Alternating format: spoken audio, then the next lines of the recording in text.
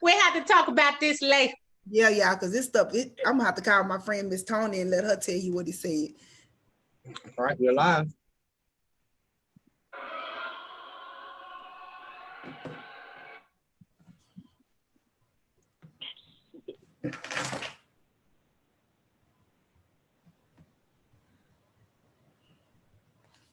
Hello.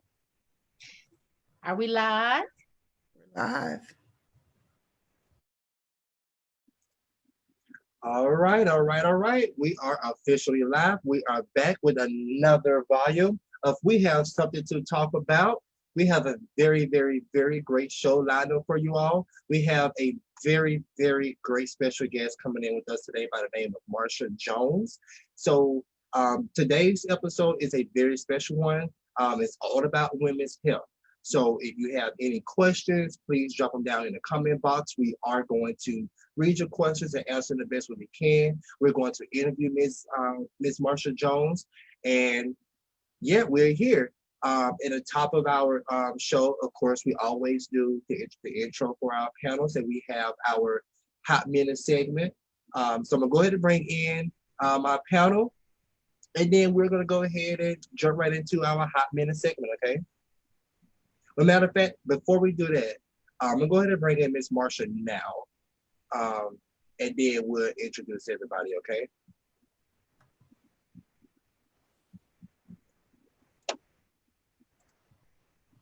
All right, so now we are back with everybody. Let's see here. There we go. Okay, and so go ahead, Aaron, go ahead and introduce yourself. You're on mute, Aaron.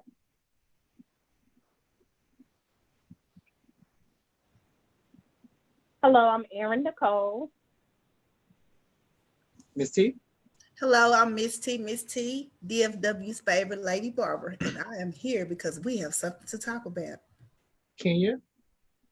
Hi, it's your girl, Kenya with the J, Ken, KB, the Black Butterfly. That's me, and we talking. King?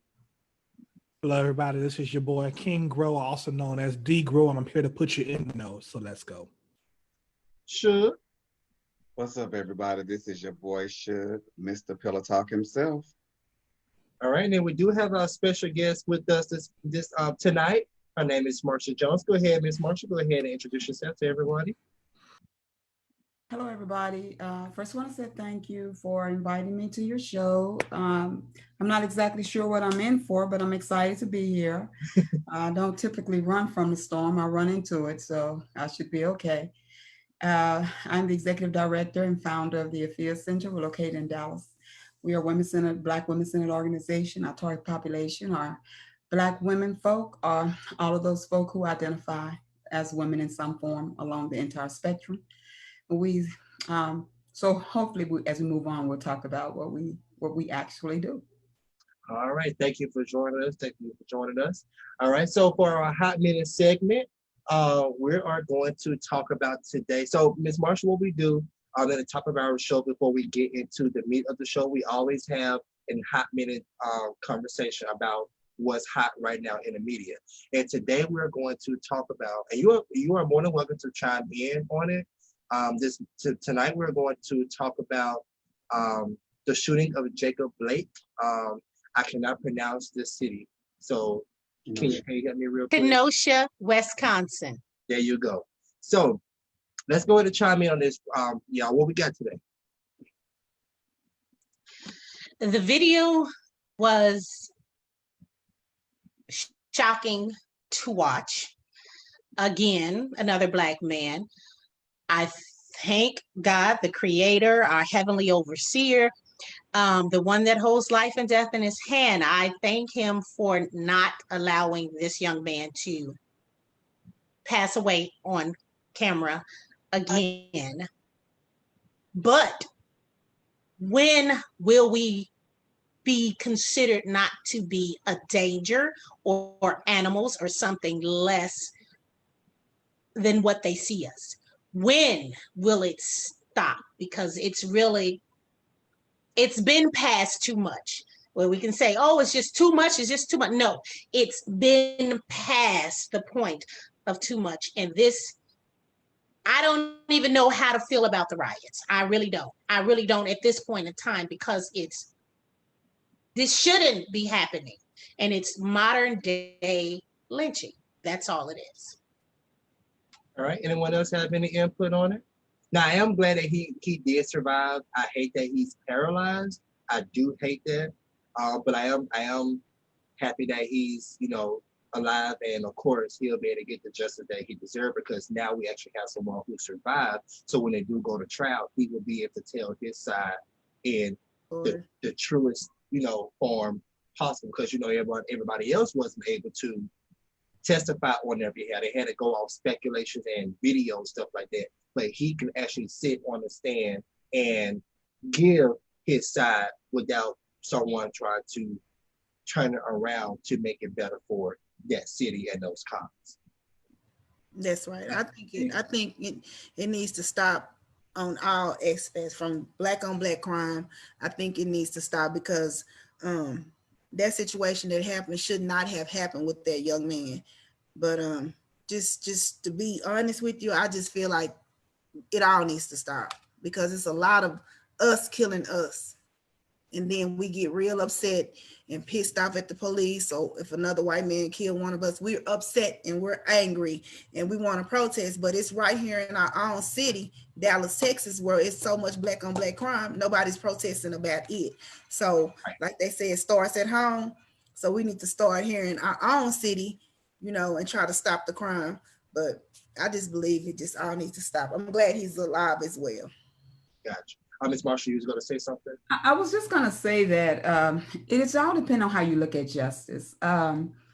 Being that these policemen are going to have a jury of their peers. That's even if they get it to a jury, okay? That's the first thing. They got to first be indicted. And pretty much they're not going to be most of the time, these people are not indicted, because the people who are going to be indicting them have to first feel like that there was a crime. And police commit crimes every day. But when you're looking at all these dual systems that you have to fight in order to get them proven guilty of anything. So even if he gets a trial, it's going to be a trial of these folks' peers. These same folk don't see us as people. They don't care. And so what is justice? And even if he goes to jail, Amber Geiger went to jail, but was that justice? No. She got 10 years. And her jury and her lawyers are right now fighting to get her. And she's going to get out, because that white girl was not supposed to go to jail. Right. So it's all depending on what you look, how we see justice and what does justice look like. Because this young man is not going to walk again. He's not. He is So not. what is his quality of life? So, there's a lot of things, but I'm a guess, I'm not going to go on, but yes, a lot of things to look at there when we're talking about justice. Exactly. You can go on. If you got something to talk about, hey, that's what this show is all about. If it's on your chest, let it out. Anyone else have anything they want to say on it? I agree with Miss T in regards to the black on black. He was there breaking up a fight between two black women, or what have you. And then he walked away for whatever reason or another to, I guess, what he would consider diffusing the problem. But I still always say we have to be smarter than the average white bear. And if they ask him to stop, just go ahead and stop. They'll find any reason to shoot or kill you. Just stop. And so we also are our own worst enemies, because we allow our pride to step up. Well, I'm just not gonna, whatever, you're not talking to me, whatever case may be. Just if they're asking you to stop or telling you to stop or commanding you to stop, just stop. But what if he I don't believe that. I don't agree with that. But what if he did? Because there have been times when they have, and they still. So this is okay, right? So this is what they're going to use as their defense too, because they already tried to say he was going after a knife. So you don't went in your car, you a bit down. They felt threatened. They don't even know what you're getting, what you're trying to do at this point. So just stop. If you just stop and then things happen, then there's something else to go about. But we still don't want to give them any reason to feel like or use the excuse, well, we were threatened. But they're gonna always. Philando Castro didn't do anything. He was reaching for his license, or he was reaching. Told them what he was going to do. Right. as they However, asked it. right. However, they still, again, I'm just going based upon what I learned in my gun class from a police officer. They feel threatened for anything. So we don't want to seem like we punks for some reason or another, but we still don't want to make them feel like give them any reason to say or use the excuse, oh, we were threatened. I love you, but that, quite frankly, the answer is complete bullshit. And here's why. The fact that we're black is the reason they feel threatened. So literally existing has them to feel threatened. No matter what we do, we sit, stand, speak, silent, sleep, do anything, you're a threat, period. So we could be doing exactly what they ask us to do, shot, not doing what they ask us to do, shot, innocent, shot, not innocent, shot. There's that actually triggers me from anybody who uses that because it's complete, utter bullshit, because it's systemically from where the country is fucking founded on. It is bullshit that they use it, but I don't want to give them that reason to say. That's just it. If we have to say, oh, can I even move my hand to do what they ask for fear of being shot? That's bullshit. Because if you say, hey, get your license. Okay, my license is here in the glove compartment. I'm reaching to get it. I'm shot. Yeah. I'm literally doing what you asked me to do. So there's a lose-lose situation. In that split second, you have to decide which route is going to happen. I can comply and get killed, or I cannot comply and get killed. And either way, there's a good, strong chance I'm going to get killed. So it's like you're at a lose-lose situation. Plus, Black people have to be hyper-vigilant because of the stress. And I tell people this, it's something I thought of like 2 years ago. I know other people said it, but it hit it for me. To be Black and woke in America is to be in a constant state of PTSD. Yes. Just being Black in America, you have to have PTSD when you think about everything that's happened to us, everything that still happens, the laws, how the police that were created to police slaves, and how they still have those same laws and protections. It's bullshit. So I will never accept that answer of, I don't want to do anything. There are things, of course, yes, follow the law. I'm told that I get. I totally, boom, follow the law. But in that moment, especially when I've seen and I'll see it, police will try and agitate you as well. You honestly can't figure that out. A police officer on Saturday. Yeah, I've been pulled over too, and I still fear for my life. I don't have a weapon or nothing. And I still fear for my life, and I've never done anything besides a ticket for having a broken busted tail light. And I still get fearful. That clip that I sent y'all about my nephew, the clip that my nephew did, he won the URL about that, about him being a tall, heavy Black guy, and you being intimidated by just his look. You know, not getting to know him, not getting to sit down and talk to him. And he's 16. He's so intelligent and so woke at his age. And I just thought that was a good skit. That's why I sent it to you guys, because just like you said, you're a Black man, you're in the car, you're driving, you may be listening to your church music, dancing or whatever, praising God, and they might think you're on drugs just because you're giving God the praise. So we do have to be careful, even as Black women now, because they're killing us too. We have to be careful and mindful of things that we say and do as well. Right. It's a thing of what is careful, because just being Black is feared. Black men are mostly feared. And it's like, why? There was a newscaster who was just jogging and was thrown to the ground and guns pulled on him. Why were they fearing this man who was just jogging? You know, just things like that. And I get what you're saying, Shug. I get what you're saying, that, oh, that's what people say, just comply. But when you comply and still get killed. George Floyd, there were 3 people on him. 3. Why did it need to be 3 people on this man? You had him down, you had him handcuffed. I just saw another video of a man they were trying to arrest. A gun goes off and everybody's, shocked. We don't know if it was a gun or firecracker or whatever, but they were coming to him and they're shocked. Who does not duck and run when a gun is shot? And then he falls on the ground and the dog attacks him, the police dog. And they couldn't get the dog off of his leg. He had a death grip on the man's leg. And the man is on the ground with his hands behind his back, screaming, somebody help me, please. Can we stop? I'm about to get mad.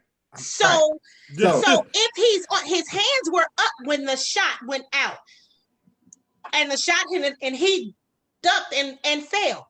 And the dog attacked. So, and his hands is behind his back while he's getting mauled by a dog. Mhm. Yeah, hold on. I'm White sorry. people shoot up churches and schools and are escorted to get Burger King Escorted to and get a protected. burger. We steal a cigarette and are shot. Fuck that. Listen, No. I'm Even not. be I'm not. happy Look, We don't even have to though. steal. That's bull. We don't have What to you say, Bull. Aaron? We don't have to be.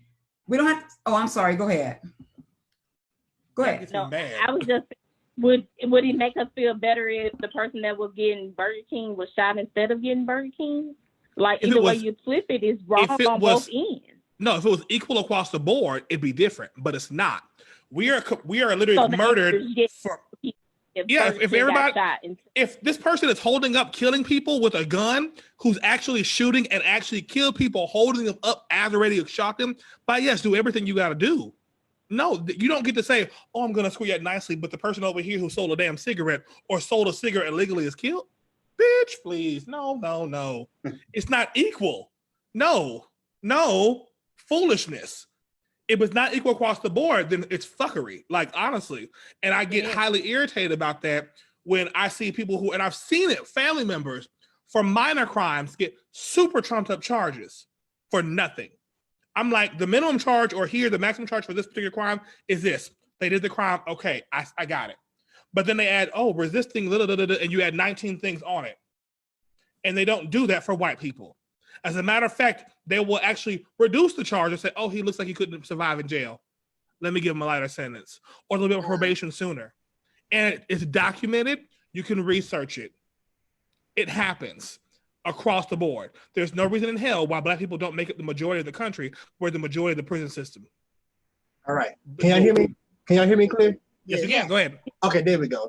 For some reason, this whole computer had shut down, so I'm not sure. if y'all mine was- is doing the same thing. That's why I was like, something's going on. So Good, I'm though? gonna read the comments real quick, and then we're gonna jump into our special guest for today, and then Key will take over the show from here. So I'm gonna read these comments real quick. We had someone named Michelle Robinson. She came back and said something was bullshit. I'm not sure exactly what she was saying. Talking about Suge. I was reading that as she was talking. Got it. Okay. And then she also said, I am not understanding how someone who is, hold on, go back. She said, I am not understanding how someone who is black on this panel is trying to justify a black person being killed. She also said, we don't have to. Who tried to justify? Hold on, give me 1 second.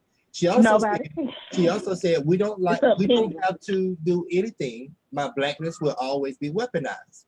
And then she also said, no, we don't have to be careful in what we say and do. And then she also said, understand black folk have been dehumanized since slavery. So those were the comments that we had during this conversation. Thank you, Michelle, for tuning in and conversing with us, okay? Michelle, come on the show. We Right. got Shannon. I think that's my Michelle, so I don't have too much more to say. All right. So at this point, we'll go ahead and turn the show over to Kenya Brown. She is going to take over the show from here and take it away, Kenya. All righty. Hi, Marsha. No. Okay, everyone. So I am here to introduce this woman here. Okay, now I call her a freedom fighter for Black women. That's what I call her. Okay, so let me give you a real quick update of everything that I have. Okay, yeah, I did do some studying today. So first time I met this queen was a few years back at this weekend event, and sitting in the audience, everyone was in an uproar because they knew who was getting ready to come to the mic.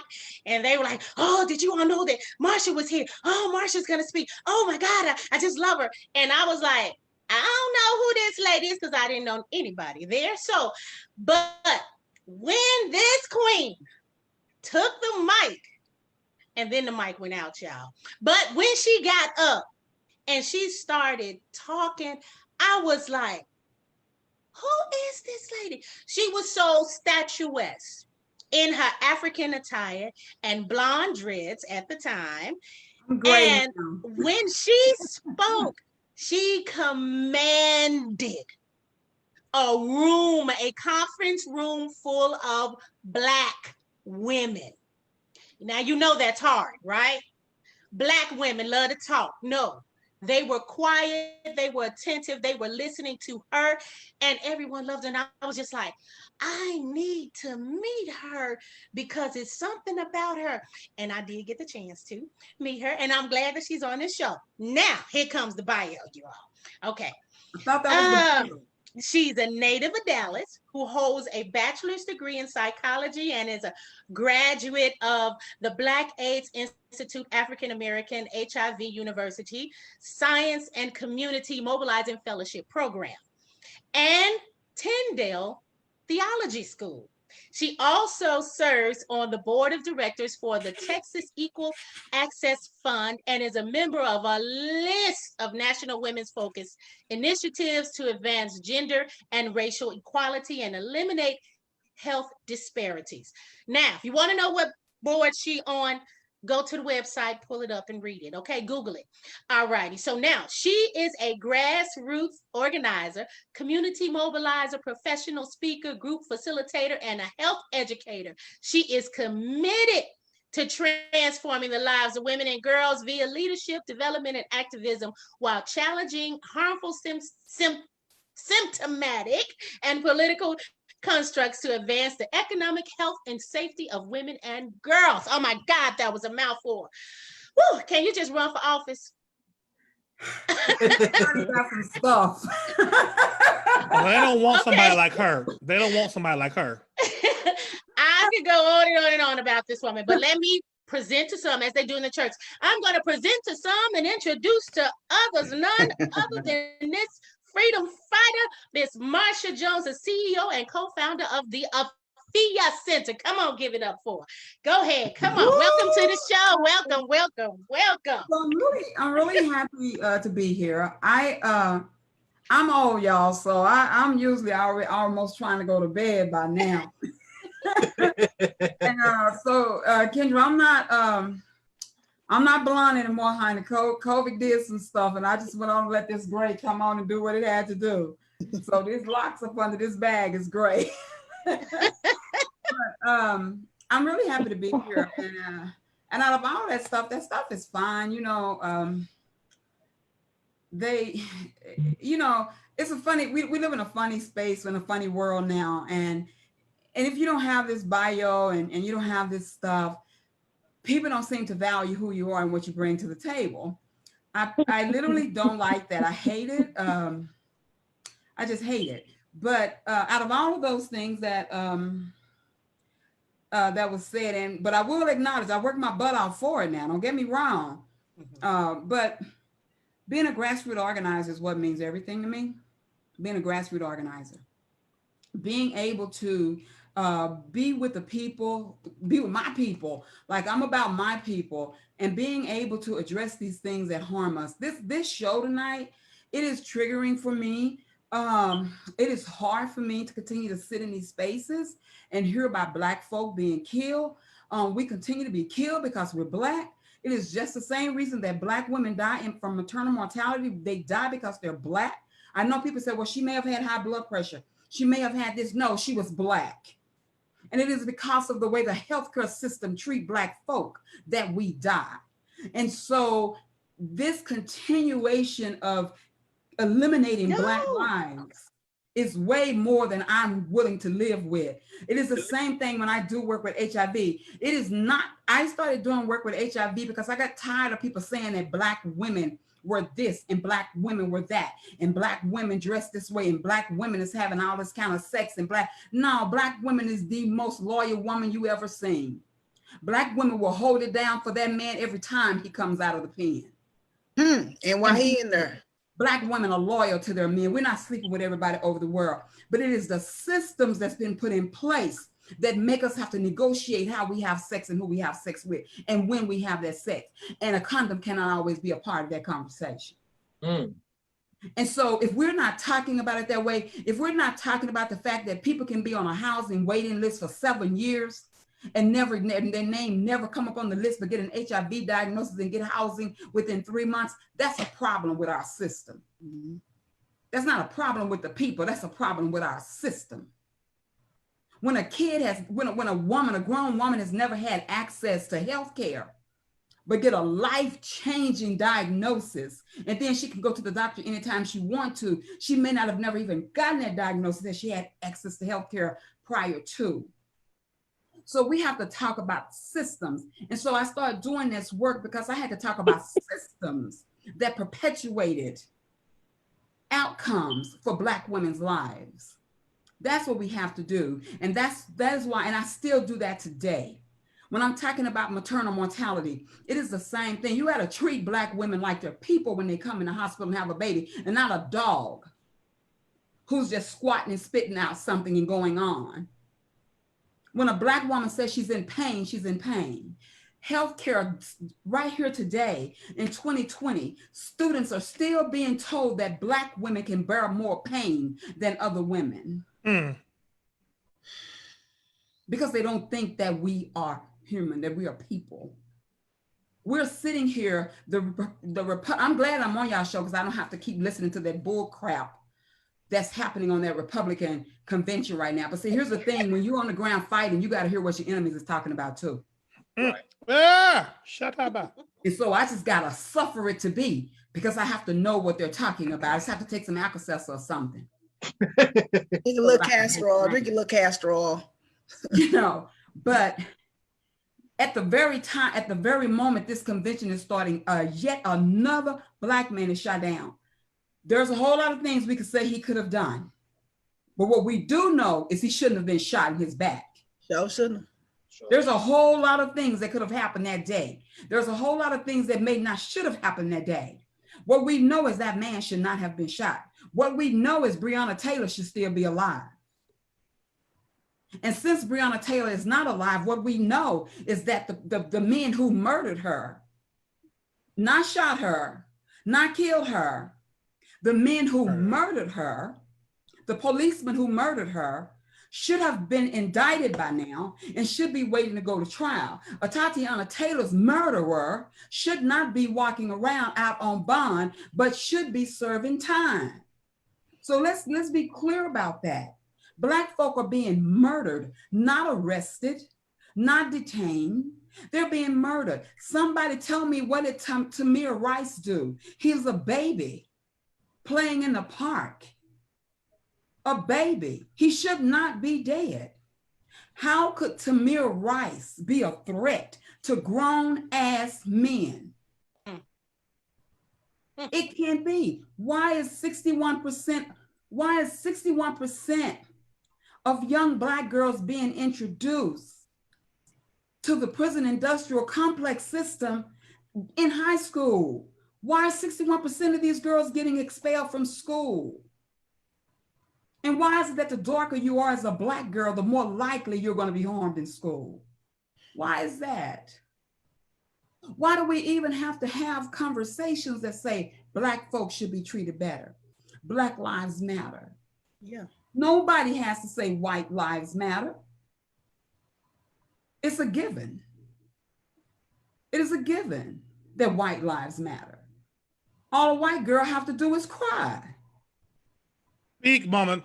Speak. And somebody gonna do some time if a white girl cry. Sure, right. Scream. So try not to be on the street when she cry. Emmett Till should have gotten to be an old man, but a lying white woman. And so we have to have these kind of conversations, and it is about our health. It is about all of those things. And it is Marsha, because we got questions for you though. You got us going. Okay, And so we just listening intently. We was We like, just listening. We so attentive to you, but we got questions for you. I hate to cut you off, but you got to come back. Questions and not just Yes. let me start talking. Y'all have to give me questions because Because I told you your voice is captivating. I'm an old Baptist church girl. Right. hey, Like a little church.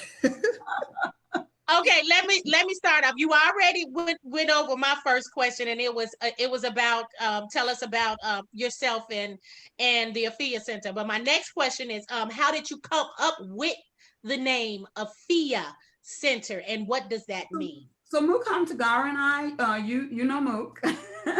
That's the other part of the Afia Center. So Mook and I, we knew we had to find a way to address what was happening with Black women in HIV, and we wanted the name and the symbol, wanted everything to mix. And so I believe I found the logo, which is an Adinkra symbol, and it means transforming. And Mook came up with the name Afia, and it means women and girls. It's also an African name, and it means women and girls health. And so that's our tagline: transforming women and girls' lives. Wow. Okay. All right, Shug. Shug, can you hear me? Oh, he's frozen. He froze. He's frozen. Yes. So we're gonna move on to Aaron. Go ahead. Okay. So my question, sorry, I had to unmute myself. My question is, with the stigma around abortion, why is it important for the Afia Center to fight for Black women to be okay with having one or not? Because that's their right, that's their choice, that's their body. I believe in total 100% bodily autonomy. I don't have the right to tell a woman what to do with her body. That is her right and her right only. Okay. I don't have a dog in the fight. It's her body. Right. Also, and do you think Black women, that there's a reason why Black women are, people come at Black women so hard for having abortions when there are multiple races that have it for multiple different reasons? Well, one, it's always easier to attack Black women because nobody want to protect Black women. Two, historically, our reproductive choices have always been on the block. When the slave masters realized that they could grow slaves in America, they wanted Black women to have babies. And then when they felt like white men felt like they wanted their wives to have babies, then they demonized our choices to have babies, but yet raise their babies. And now it is that same thing. It perpetuates itself. So it is the control. Multiple races. I was hearing two things. It is that folk want to have over Black women in our reproductive choices. Is it all about control and folk not wanting folk to control their own choices? But yeah, it's just always easier to attack Black women than others because people are going to believe it. They're going to believe we're good mamas. They're going to believe we're bad mamas. They're going to believe anything you say about us. People are going to believe it. Okay. All right. Well, that's all the questions I had. And let me just say this one thing. White folk don't care about Black women having an abortion. I just want you to know that. They don't care. If they cared about Black babies being born, if it was about that, they would have an abortion clinic in your back room. You wouldn't even have to leave your house to go get one. They don't want white women having abortions. That's what the whole abortion fight about. See, they use Black women to cover. It is white women that they don't want to have abortions because they want to stay the majority. Yeah. They have more abortions than anybody I know. Being a nurse and working in the clinic, white people have more abortions than anybody I know. Yeah, they don't care about us dying. We can't even get them to pass legislation to make sure that Black mamas don't die when they're having babies. They don't care. So that leads me to my question. Okay, Shug, we're gonna come back. You ready, Shug? Yeah, I'm gonna try. Go ahead. So I'm sorry that my camera, whatever, froze up on us. But what type of programs does Afia Center offer?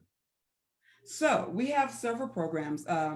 We have a policy program where we work with local and state and national politicians to make sure that we are passing policies. Not we don't pass policies, we'll C3, that we are informing policies that's going to impact Black folk and other marginalized folk lives, communities. So that's healthcare expansion, that's living wages, whatever is impacting our lives. So we have a policy group. We have a street team. So we have street organizers who's on the street, listening to what the people are saying, we build programs around that in order to bring awareness to it, and we get and folk registered to vote, making sure that folk are getting registered to vote. We have that.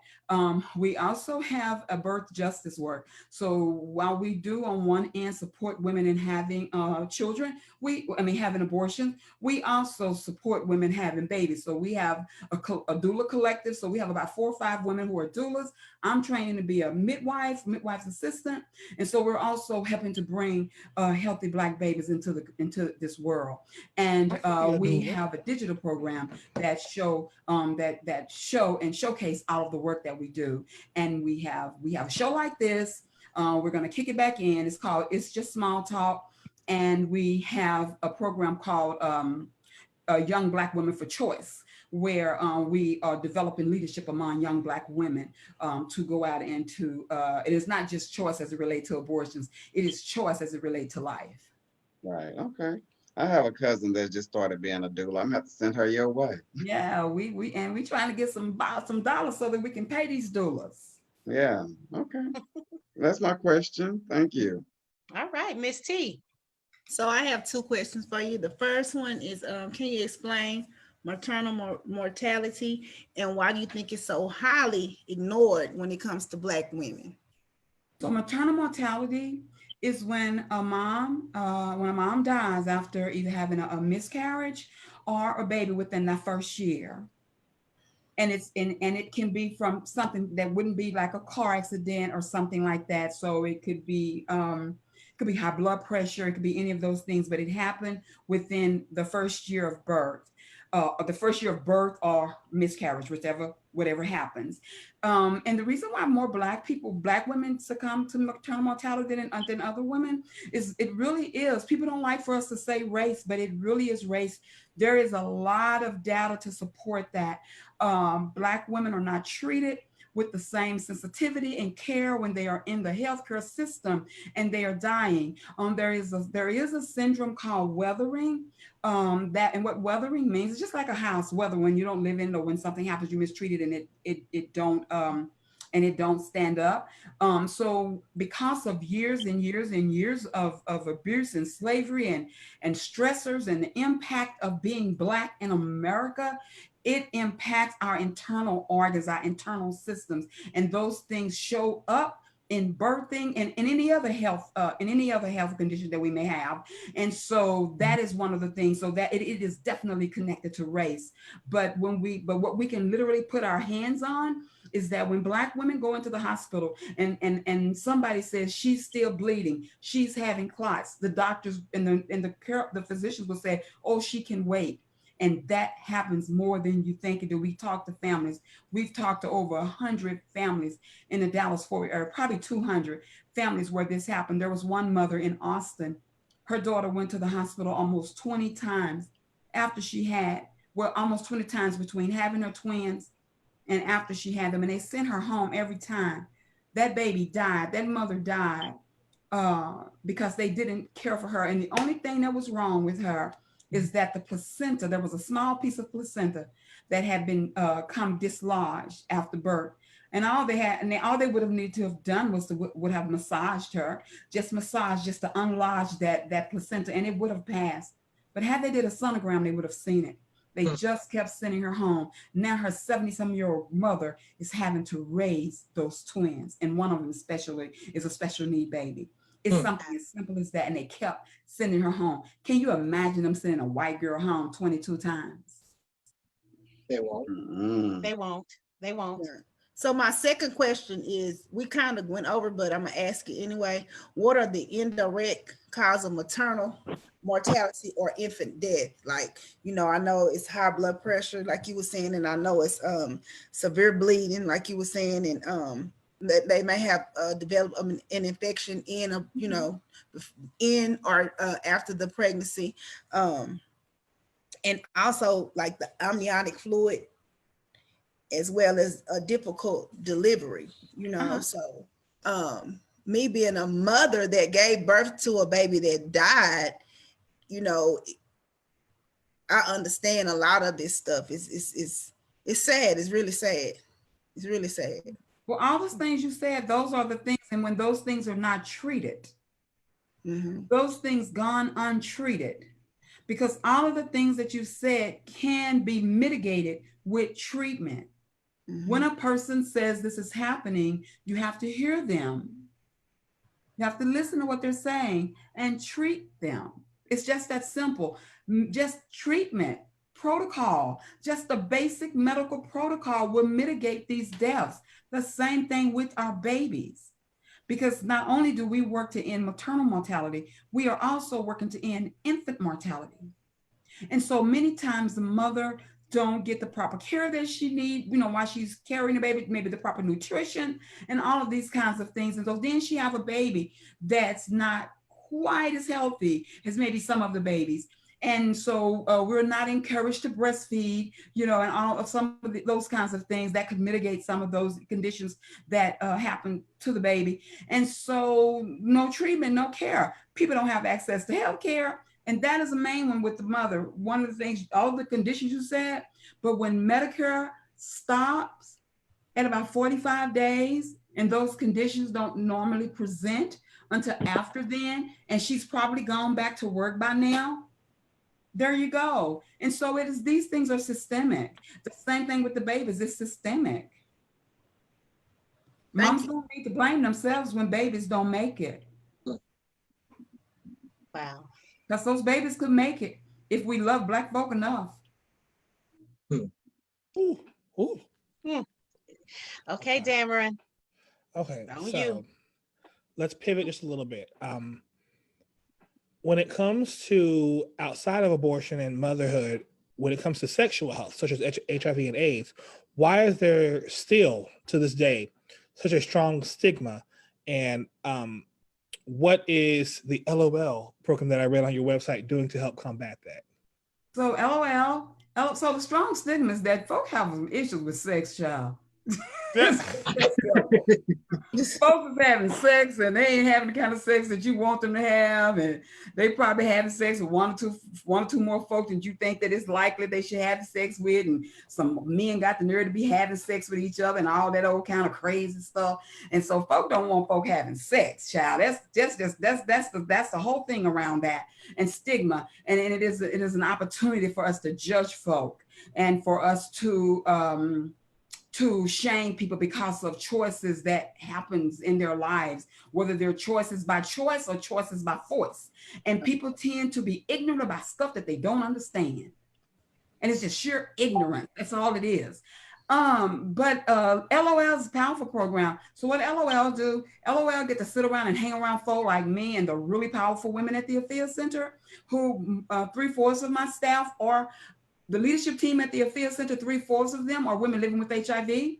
I think we have 4 or 5 women, and myself and just one other person are the only women who are not women living with HIV. We believe in supporting, and folk living on and moving through their lives. And that's what LOL is. We want to show women that your life don't stop here. That's not even a mouse. That is a milestone. That's all it is. It doesn't stop you. And so we encourage people to talk about their HIV. We teach them how to tell their story. We teach them how to tell their story without sitting on the fact that this man gave me HIV and he a dirty dog. No, shit just happened. Y'all had sex. Somebody didn't have the courage to say they were positive, and somebody didn't use a condom, and HIV happened. That's it. That's all. And you can't live in that, because if you live in that, you'll never go forward. And so that's it. It is just about developing leadership, meeting women where they are. How do you move from here? How do you tell your story? How do you live your story out loud? How do you own your story? And how do you move forward? And the women who do that, I don't do LOL. Our leader of LOL is Miss Helen Zimba. Helen's a woman, a Black woman. She's from Malawi. She's been living with HIV for 20 some odd years. She is the most powerful sister.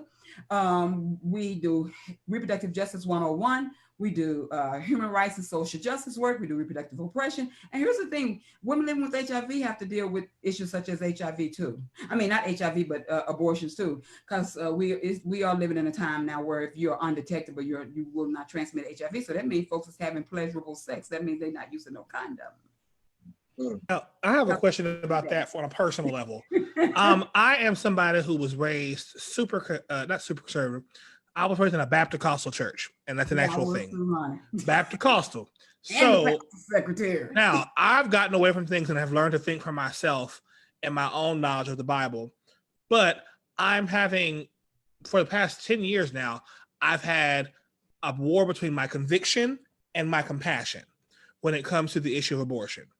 Because in terms of terminating a life, my conviction is like, but also my compassion for if it's not healthy for her, if it's her body, if it was rape. But it's like I'm at war. Do you have any advice on that? So strangely enough, I don't think I ever had a battle with that. And that's strange because I've had a lot of battles being a person of faith. But one of the things that I always tell people is that when you, especially people who are folks of religious folk, if you are ministering to somebody and you have done your part, right? You've ministered to them, you've loved them, you've shown them compassion, you've done all the things that you're supposed to do. That's what's required of you. When that person decides to make a decision for themselves, something that's good for them, it is also required of you to love them through that difficult time. That's all that's required of us, is that we love. Jesus said to the disciples, when they asked him, Master, how do we know we've been converted? When you love the brethren, when you love the people, not when you judge the people, not when you stand in, no, when you love the people. I just love the people that we work with. I think what people used to ask me, how you gonna be calling yourself saved and you with all those gay folks? You ask, because what were they people? I love the people. Who this man sleep with ain't got nothing to do with me. Like, unless me and him sleeping with him too, then it's a problem because we gonna have to switch nights. Because it ain't gonna be all three of us. But other than that, I don't have nothing to do with that. And so all I have to do is love the people. I love these women. These women are making the choices that's best for them. I don't judge them, period. It is not my call. I can't say what that child, if she should go full term, what it's going to be. We could say, oh, you're killing somebody. It could be the next president of the United States. Well, it could be Jeffrey Dahmer too. We don't know. And I'm sure his mama wish she would have swallowed, but that's another thing.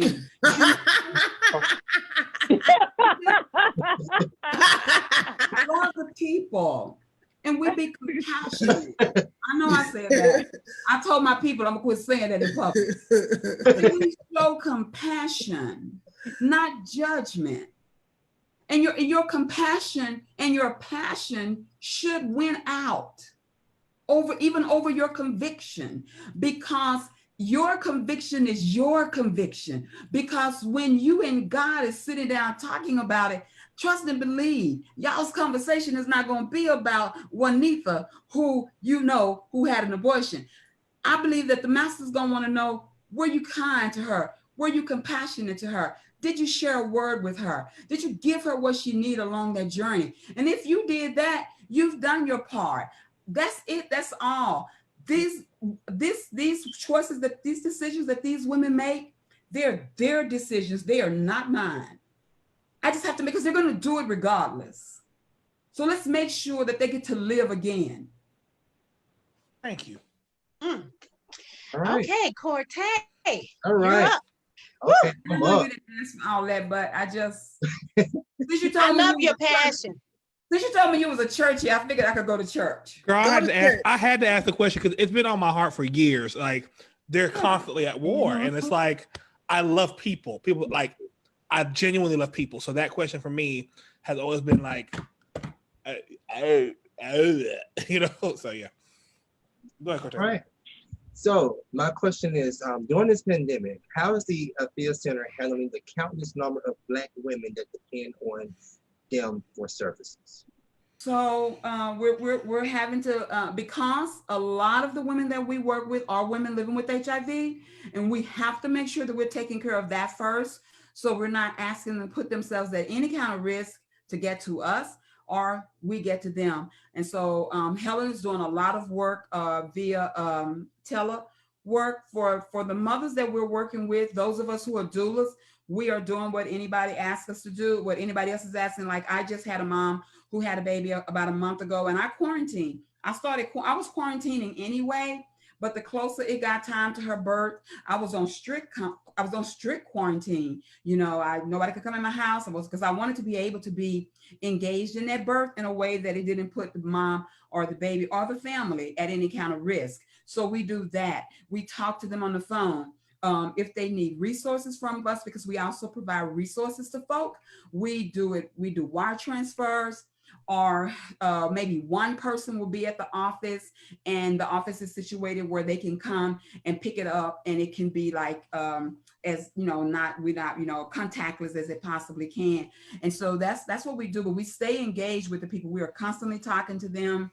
We do webinars, we do phone calls, whatever they need. If it's a bill need to be paid, just give us the bill, the receipt or whatever, the number, your account number, and we just pay that. Our operation person just pay that on the phone. But that's the way we do it. Even our people who are out in the streets, I've asked them not to be inside of the resistance because I don't want anybody getting sick. So they literally stay in a space where they just engage people in voting, getting enrolled, getting registered to vote, and not being engaged in all of what's going on. Because again, I'm old, so I'm not trying to. My butt's fat and I'm old, so that's two preconditions I have. Okay. All right. And then tell us in brief, what state of the Black Women Report is? What is it? Oh, so the State of the Black Women's Report is just a compilation of data that we compile that talk about different states of Black women. So it depends on what report we're doing. I think the last report we did was just on maternal mortality. The report before that, I think we did it on economics, maternal mortality, economics and maternal mortality. This year, we're going to do it on COVID, maternal mortality, and HIV. And so we just compile data to show the state of Black women in comparison to other women that's of that same education, of that same economic status, or whatever, how it looks different for Black women. Got it. Okay, now that has concluded all the questions, but I have one last one for you from me. It's like, what's next for the Afia Center, and what can we do to support, and how can people get involved with you? So our next major thing that's happening at the Afia Center, inside of the Afia Center, we are looking to establish a Black women's policy think tank, where we're going to be looking at anti-Blackness and how that impact Black folk and opposed to racism.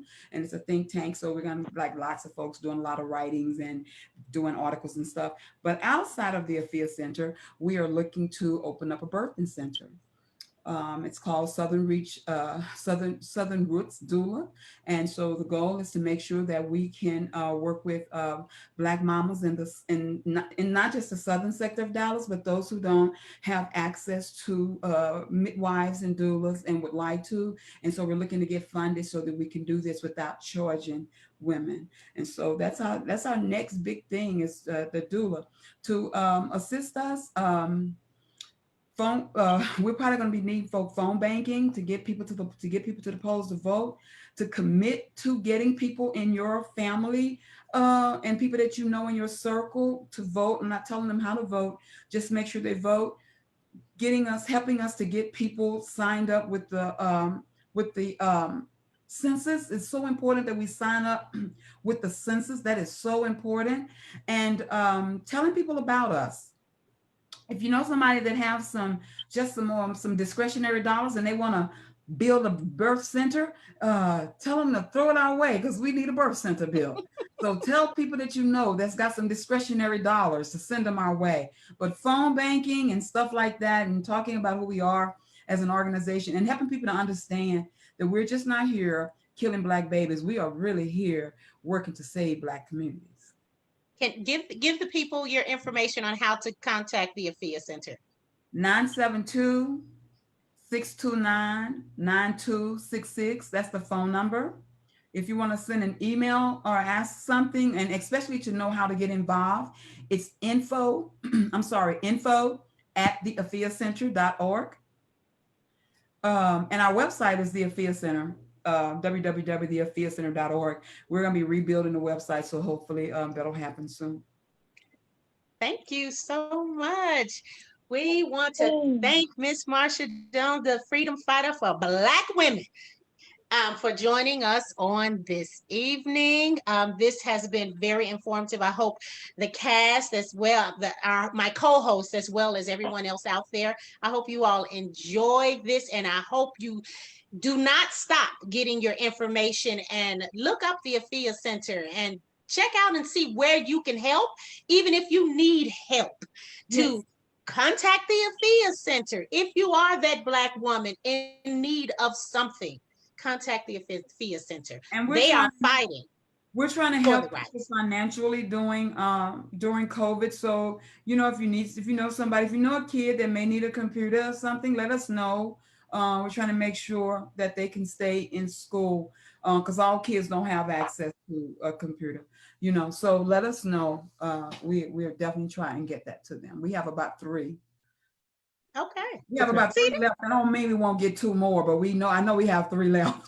Right.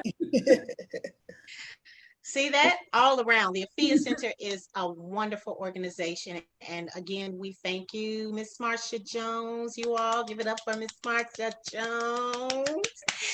And look, that concludes my portion of this. And I enjoyed it once again. And I see you, girl. Do you have anything else to say? Y'all look here. I'm about that COVID. Wear y'all masks. Wash your hands. Stay 6 feet of folk. And don't be letting folk come in your house if you don't know who they're hanging out with. If they wash their hands. Wash your hand and put that mask on. I carry them in the back of my car. A homeless man came to my car the other day. He was wanting some money. I said, do you have a mask? I gave him a mask out of my window. Then I gave him some money. Let me give you this mask though. First. Where can we follow you at? What's your mine is just mine. So I'm on I think Instagram. It is the it's at Marsha. It's at Marsha Jones. Instagram is Marsha. I thought it was wait, let me make sure. I think it is at Marsha Jones. You can have my stuff. Just say it so that they'll know what it is. But the AFIA Center, I'm there on my personal page. It's Marsha at the AFIA Center. And on my give me one. Instagram is Marsha K 2000. Marsha K. Instagram? That's Instagram. Get you a pen and write this down now. Get your pen and a piece of paper. Write this down. Say it slow. This is the most adult conversation. Girl, what's my Instagram? Girl, what's my Instagram? Get you a pen and write this right? Is it Marsha K? I'm putting it. A whole group of young folk at the AFIA Center who do all of that for me. They operate the Facebook. They operate the Instagram. I don't even know my passcodes. Oh Lord, that's funny. I'm sorry. Like, is that my? Why are you asking her? She's. Put it down. Get you a pen now, Granny. Write this down now. Okay, I'll put your Instagram in the comments there. Lord, Mama, your Instagram is this. Here your password is, Mama. Lord Jesus. That's how old people ain't got no business. My daughter told me the other day, you need to stay off Facebook. Tell me why you put a post up there, like your post before anybody else gets to like it, and then you just sit there waiting. Get off. I gotta go, y'all. I've been here forever. And I am so sleepy. I've been up since 6 o'clock this morning. Oh, we thank you and we love you. Thank you so much. I'm gonna invite y'all to It's Just Small Talk. Okay. And you can come back and see us anytime. Just let us know. Good night. Thank you. Good night. Bye. All right. That was good, guys. That was wonderful. That was a great show. It was very informative as well. Thank you, Kenya. Thank you, panel. This was again another successful show. Let's go ahead and do y'all have any final thoughts y'all want to give out real quick on what we talked about in the beginning and with our special guest, Aaron? No, I just think that everybody should just definitely look into the website and just see what it has to offer, and you never know who that information can help out. Right. Kenya, King, Sha, T. I think that she was very informative, and it was a great, it's a great program that she has for women of color that are, especially that's dealing with HIV and AIDS, because that is still in 2020, that is a very big stigma.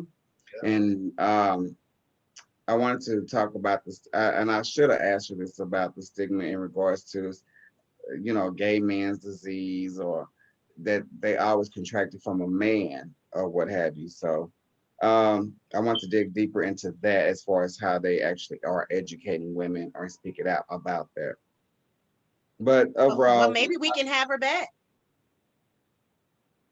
maybe we should have her back and not no more woke people. And what? He being messy. He being messy. Don't say it no more. Shook. No, Shook. what I'm saying is that what I'm saying is I was interested in her in the affair, but we got caught up in the black people being woke about these killings and stuff. So I Right. want to hear more about the organization and things like that. Okay. Gotcha.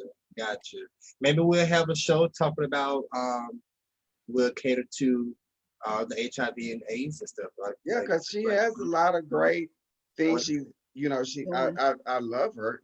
She has a lot of great things going on with this affair, and it should have been more about that. We're gonna need a long show for her. I did it. I talked about LOL because that was on the website. Look at you. Okay. Look at you reading the website. Let's go to give our closing. Do you want to have any closing quotes or anything like that? I do. Go ahead, Miss Okay. Tigger. It's your life, live it well. And remember that negative people need drama like they need oxygen, like we need oxygen. You see what I'm saying? Got it. So if you don't feed them drama, they can't breathe or they can't live. So let's just stay positive.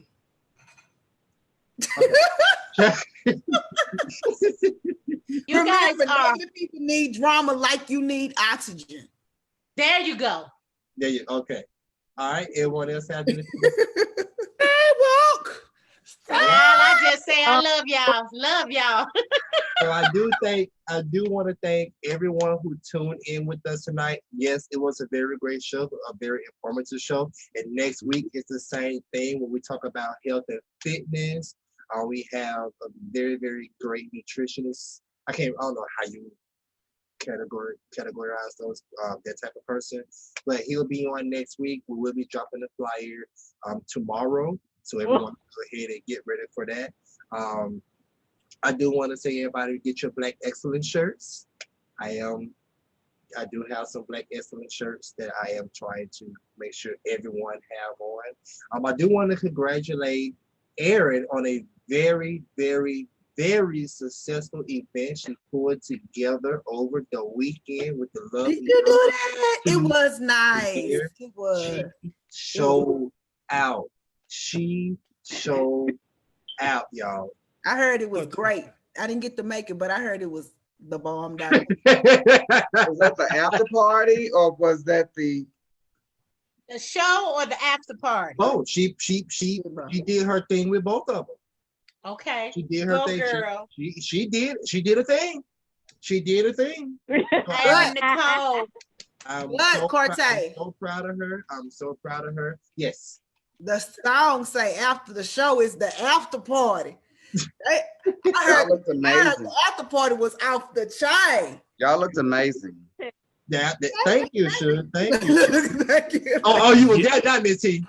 Y'all looked alright. Baby, he was, baby, when I tell you, I looked at him, I said, Jay, I looked him up and down. I said, baby, you looking good tonight.